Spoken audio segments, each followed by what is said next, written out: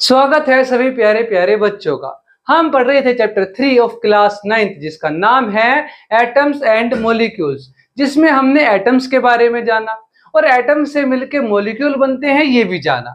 अगर वो एटम्स एक ही एलिमेंट के हैं तो वो सिर्फ मॉलिक्यूल कहलाएंगे, लेकिन अगर अलग अलग एलिमेंट के एटम्स आपस में कंबाइन होकर कोई कंपाउंड बना रहे हैं तो वो मॉलिक्यूल क्या कहलाएगा? कंपाउंड कहलाएगा। ये भी क्लियर है। अब इसके बाद हमने पढ़ा एटॉमिक मास के बारे में। अब जबकि एटम्स आपस में कंबाइन होकर के कोई मॉलिक्यूल बना रहे हैं और उन एटम्स का कुछ मास है, तो उन मॉलिक्यूल्स का भी कुछ ना कुछ मास रहेगा, जिन जो कि बन रहे हैं किसी ना किसी एटम से, है ना। अब क्योंकि वो मॉलिक्यूल्स जो हैं वो बन रहे हैं ग्रुप ऑफ एटम्स से तो अगर मैं उन ग्रुप ऑफ एटम्स का क्या कर दूं, सभी एटम्स का मास ऐड कर दूं, जोड़ दूं, तो क्या बन जाएगा? वो उस मॉलिक्यूल का मास बन जाएगा, जो कि उन एटम्स के ग्रुप के बनने से जो मॉलिक्यूल बना है। अब आगे देखते हैं कि ये मॉलिक्यूलर मास हम कैसे कैलकुलेट कर सकते हैं। उससे पहले एक बार डिफाइन देख लो कि मॉलिक्यूलर मास क्या हुआ, क्योंकि ये ग्रुप ऑफ एटम्स का जो है वो मॉलिक्यूल कहलाता है, और ग्रुप ऑफ एटम्स का अगर मैं सबका मास क्या कर दूं, सभी एटम्स का ऐड कर दूं, तो उनका सम जो आएगा वो उनसे बनने वाले मॉलिक्यूल का मास आ जाएगा। तो वही इसकी डेफिनेशन हो गई कि जब मॉलिक्यूलर मास होता है किसी भी सब्सटेंस का, वो होता है sum of the atomic masses of all the atoms. मतलब जितने भी एटम से मिलके वो मॉलिक्यूल बना है किसी सब्सटेंस में, जितने भी एटम से मिलके वो मॉलिक्यूल बना है, उन सब एटम्स का मैं क्या ऐड कर दूं? एटॉमिक मासेस का सम निकाल लूं, उन्हें ऐड कर दूं सबको, तो उस सब्सटेंस का क्या आ जाएगा? मॉलिक्यूलर मास आ जाएगा। क्लियर है। अब इसको हम रिप्रेजेंट कर देते हैं किससे? यू से। वही जैसे हमने एटॉमिक मास यूनिट को रिप्रेजेंट करा था यू से किसी एटम के मास को, तो मॉलिक्यूलर मास को भी हम यू से ही रिप्रेजेंट कर देते हैं। तो वैसे तो हमारे जो एटम्स थे उनका मास कुछ और ही हुआ था, कुछ और ही होता है, लेकिन हमने एक होल नंबर में सबका मास निकालने के लिए कोशिश की थी, ताकि एक सिंपल जो है जो मास निकाल सके किसी का और उसे हम याद कर सके। तो ठीक उसी तरह जो कि हमारा क्या कहलाया था, वो हमारा कहलाया था एक रिलेटिव एटॉमिक मास, क्योंकि हम किसी न किसी से रिलेट करके, जैसे कार्बन 12 से रिलेट करके सब एटम्स का मास निकाला, तो वो रिलेटिव एटॉमिक मास कहलाया। ठीक उसी तरह ये भी हमारा जो मॉलिक्यूलर मास है वो क्या कहलाएगा? पूरी तरह नाम इसका रिलेटिव मॉलिक्यूलर मास कहलाएगा। शॉर्ट में हम इसे सिर्फ मॉलिक्यूलर मास भी बोल देते हैं। तो देखते हैं हमारा पहला क्वेश्चन कह रहा है कि अगर मुझे रिलेटिव मॉलिक्यूलर मास यानी कि मॉलिक्यूलर मास निकालना है किसका? वाटर का, तो मैं कैसे कैलकुलेट कर सकता हूं? तो देखो, ये मेरा हो गया सॉल्यूशन। सॉल्यूशन में हम क्या करेंगे? पहले लिखेंगे कि किसका एटॉमिक मास निकालना है हमें? H2O का एटॉमिक मास निकालना है, मॉलिक्यूलर मास, है ना। तो H2O को मॉलिक्यूलर मास निकालने के लिए हमें क्या करना है? सभी एटम्स का सम करना है। तो सभी एटम्स कौन कौन है? हाइड्रोजन है मेरे पास, है ना, और ऑक्सीजन है मेरे पास। हाइड्रोजन का एटॉमिक मास कितना होता है? 1 होता है, और ऑक्सीजन का एटॉमिक मास कितना होता है? 16 होता है। लेकिन जो हाइड्रोजन है वो मेरे पास कितने? 2 है। तो अगर मैं इन्हें ऐड करना चाहूं तो हाइड्रोजन का एटॉमिक मास कितना है? 1 है। और कितने हाइड्रोजन है? 2 एटम है ना। हाइड्रोजन का एटॉमिक मास 1 हुआ, और कितने हाइड्रोजन है? 2 हाइड्रोजन है। तो मैं कर दूंगा 2 से मल्टीप्लाई। फिर इसके साथ में ऑक्सीजन का एटम का मास में क्या कर दूंगा? ऐड कर दूंगा। और ऑक्सीजन का एटम का मास कितना? 16। और कितने हैं ऑक्सीजन के एटम्स? 1 ऑक्सीजन के एटम है, तो मल्टीप्लाई कर दूंगा 1 से। भाई जितना एक एटम का मास है ना, उसको मैं मल्टीप्लाई कर दूं अगर जितने नंबर ऑफ एटम्स है, तो उससे टोटल जो है मास आ जाएगा किसी एक एलिमेंट का। कितना मौजूद है उस मॉलिक्यूल में? वो एक एलिमेंट है ना, आ गया।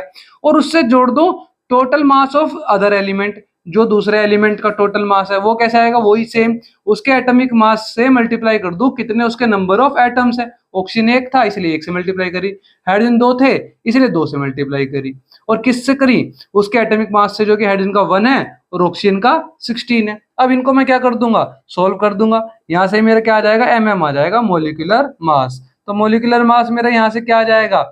1 × 2 क्या हुआ? 2 हुआ, प्लस में 16 × 1 क्या हुआ? 16 हुआ, है ना। और mm यहाँ से मेरा आ गया मॉलिक्यूलर मास 2 + 16 = 18 U। अब इसी तरह मैं अपने अगले मॉलिक्यूल का भी मॉलिक्यूलर मास निकाल सकता हूँ। अगला किसका निकालना है? HNO3 का। तो ये लो, यही लिखा मैंने HNO3, इसका मॉलिक्यूलर मास निकालना है, तो लगा दिया क्वेश्चन मार्क। अब इसका क्या करेंगे? जितने भी एलिमेंट है उन सबका एटॉमिक मास लिख लेंगे। पहले लिख लिया कौन? H से हाइड्रोजन, फिर N से कौन होता हमारा? नाइट्रोजन, फिर ओ से होता है ऑक्सीजन, तो ये क्या लिखेंगे हम, ये लिखेंगे एटॉमिक मास ऑफ हाइड्रोजन। इसी तरह ये एटॉमिक मास ऑफ नाइट्रोजन, इसी तरह एटॉमिक मास ऑफ ऑक्सीजन। क्या हो जाएगा, हाइड्रोजन का कितना होता है एक एटम का मास 1, नाइट्रोजन का कितना होता है एक एटम का मास 14, ऑक्सीजन के एक एटम का मास 16। इसी तरह यहां भी लिख सकते हो आप atomic mass of hydrogen, atomic mass of oxygen. अब आगे देखो, आगे क्या हुआ, ये कह रहा है कि अब इनका क्या कर देंगे, सबको ऐड कर देंगे, पूरे मॉलिक्यूलर का मास हो जाएगा। तो निकाल लो, molecular mass is equal to, ये हाइड्रोजन के कितने एटम है 1, और एक एटम का मास कितना 1, और एटम भी 1 ही है, तो 1 × 1 हो जाएगा। फिर प्लस में नाइट्रोजन के एक एटम का मास कितना 14, और कितने एटम है नाइट्रोजन के आगे, क्या लिखा है नाइट्रोजन के आगे, कुछ नहीं लिखा, कोई नंबर नहीं है, तो जहां कोई नंबर नहीं लिखा होता वहां 1 होता है। तो नाइट्रोजन के एक एटम का कितने एटम हो गए, 1 एटम हो गए, और एक एटम का मास था 14, तो 14 × 1। फिर जोड़ देंगे किसका, अगले एलिमेंट का मास, कितना एक एटम का मास 16, और कितने एटम है, ऑक्सीजन के आगे क्या लिखा है 3 लिखा है, तो 3 एटम है, तो 16 × 3। फिर उसके बाद लिख लो molecular mass is equal to 1 × 1 क्या हो जाएगा 1 हो जाएगा, प्लस में 14 × 1 क्या हो जाएगा 14 हो जाएगा, प्लस में 16 × 3 क्या हो जाएगा 48 हो जाएगा। अब इनको सबको हम ऐड कर देंगे, कर दो ऐड, 14 और 48 कितने हो जाएंगे 62 हो जाएंगे, 62 और 1 63 हो जाएंगे, तो ये हो गया 63U। इस तरीके से हम किसी भी कंपाउंड का मोलिकुलर मास निकाल सकते हैं।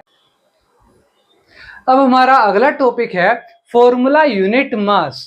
अब जैसे कि हमने देखा सबसे पहले एटॉमिक मास, फिर देखा हमने कि जो एटम्स आपस में जुड़ के एक मॉलिक्यूल बनाते हैं, चाहे कोई कंपाउंड का मॉलिक्यूल है या एलिमेंट का मॉलिक्यूल हो, उसका भी एक मास है, तो फिर हमने पढ़ा मॉलिक्यूलर मास। और अब हमारा फॉर्मूला यूनिट मास, और इसमें और मॉलिक्यूलर मास में कोई डिफरेंस नहीं है वैसे तो, क्योंकि जो हमारा मॉलिक्यूलर मास है वो भी किसी एक मॉलिक्यूल का ही मास है, और जो फॉर्मूला यूनिट मास होता है ये भी एक हमारे केमिकल कंपाउंड का ही इसमें हम क्या निकालते हैं, मास निकालते हैं।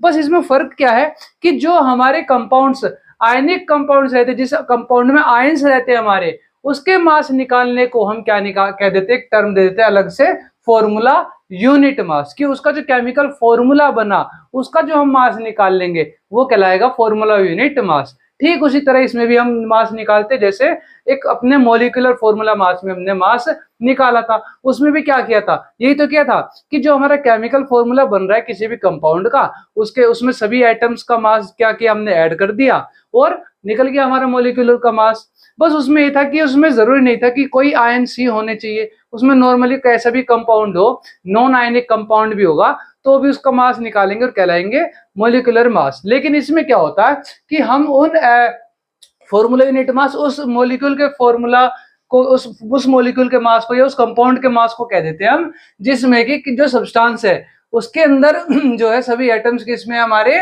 आयंस में है।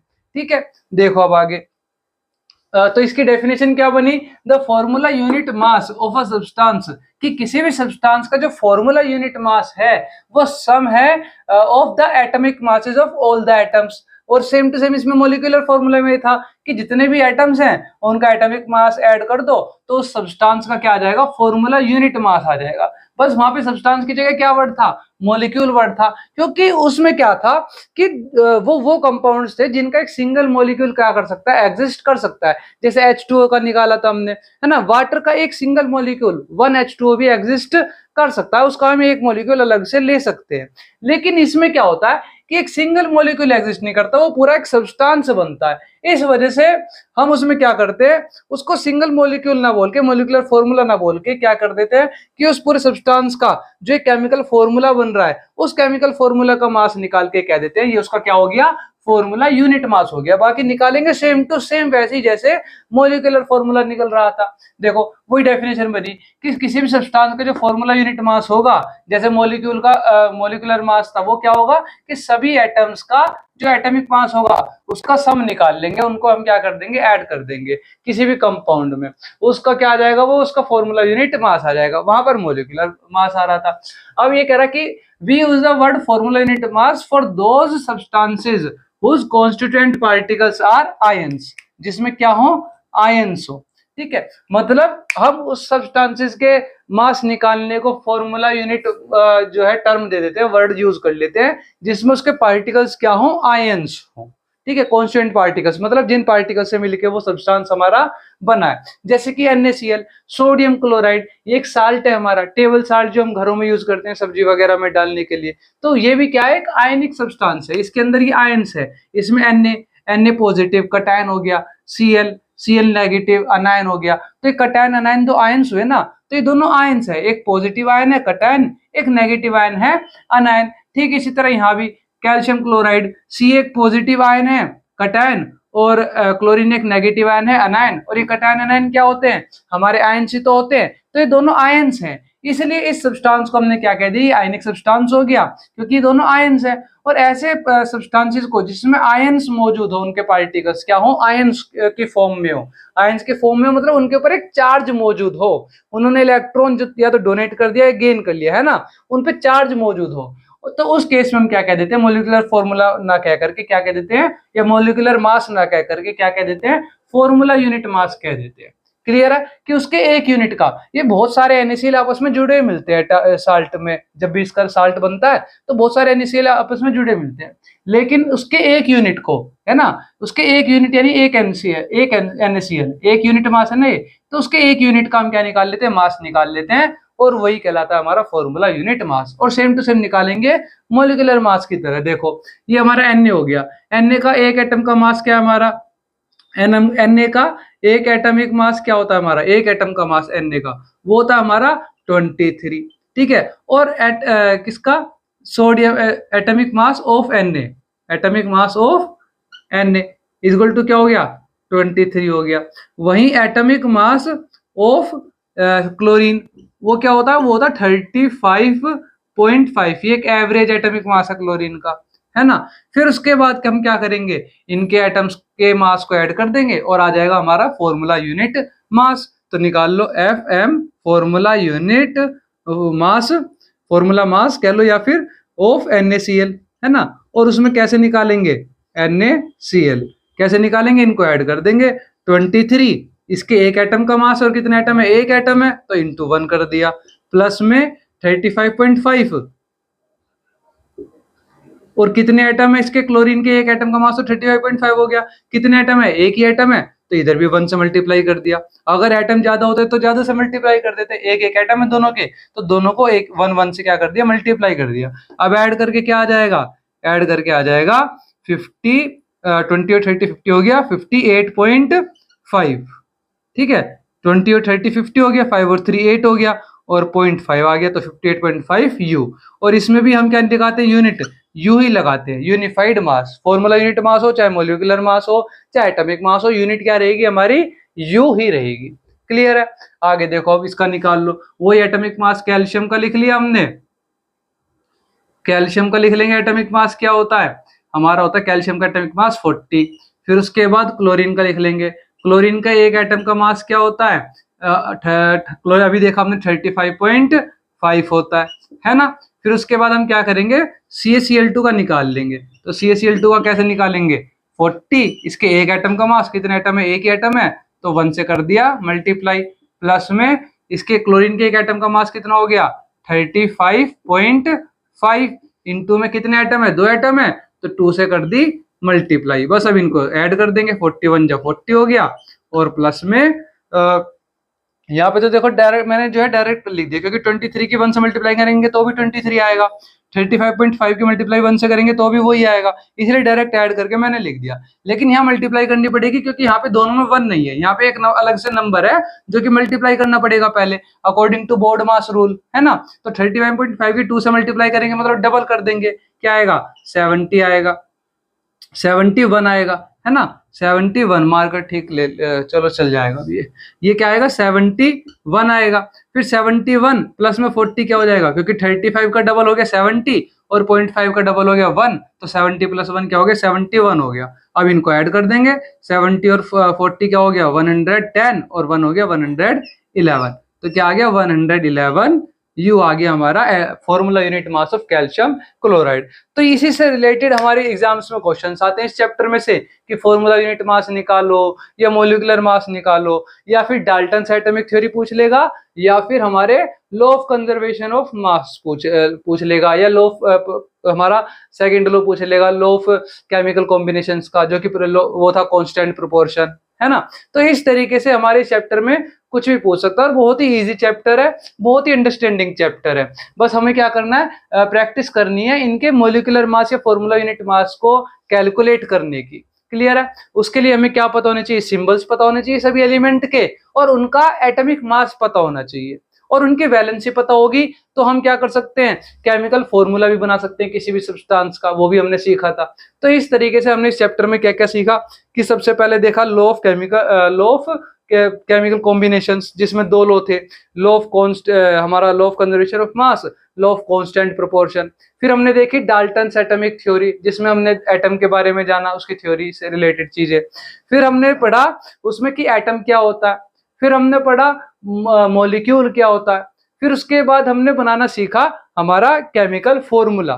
फिर हमने सीखा कि मॉलिक्यूलर मास क्या होता है और फॉर्मूला यूनिट मास क्या होता है। और इसी से रिलेटेड, इन्हीं चीजों से रिलेटेड हमारे इस चैप्टर में से क्या आते हैं, क्वेश्चंस आते हैं। क्लियर है। तो पढ़ते रहो, प्रैक्टिस करते रहो और सीखते रहो। धन्यवाद।